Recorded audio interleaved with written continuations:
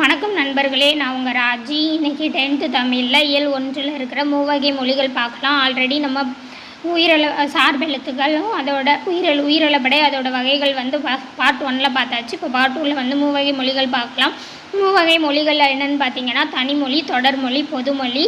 தனிமொழி அப்படின்னா ஒரு சொல் தனித்து வந்து பொருளை உணர்த்துவது வந்து தனிமொழி. எடுத்துக்காட்டு மலர். தொடர்மொழினா பல சொற்கள் தொடர்ந்து வந்து பொருளை உணர்த்துவது வந்து தொடர்மொழி. எடுத்துக்காட்டு மலர் வந்தால்.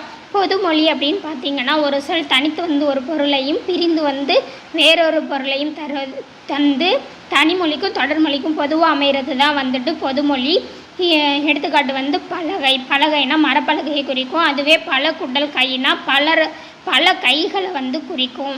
அடுத்து பெயரோட வகைகள் 6 கொடுத்துருக்காங்க. பொருட்பெயர்னா ஒன்றன் பொருள், ஒரு பொருளோட பெயரை குறிக்கிறது தான் வந்து பொருட்பெயர். இப்போ வந்து நாற்காலியை சொல்லலாம். இடப்பெயர்னா இப்போ பள்ளி ஒரு இடத்தோட பெயரை குறிக்கிறது. காலப்பெயர்னா சித்திரை சொல்லலாம், ஒரு மாதத்தோட பேர்.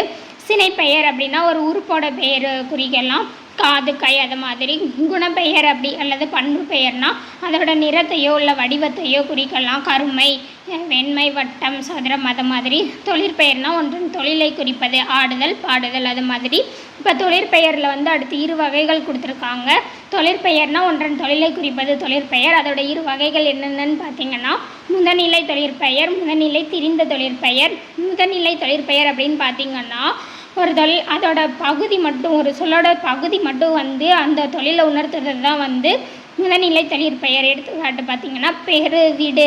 பேருனா பெற்றுக்கள் அப்படின்னு வரும். வீடுனா என்ன வீடு, அது மாதிரி பொருளில் வரும். இதோட பகுதி மட்டும் வந்து தொழிலை உணர்த்துனா அது வந்து முதநிலை தொழிற்பெயர்.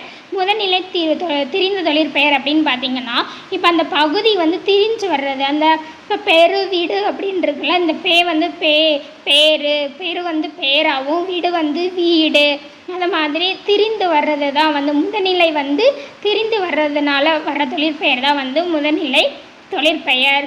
உங்களுக்கு புரிஞ்சிருக்கும் நம்புகிற நண்பர்களே. நன்றி. நல்லா படிங்க. All the best.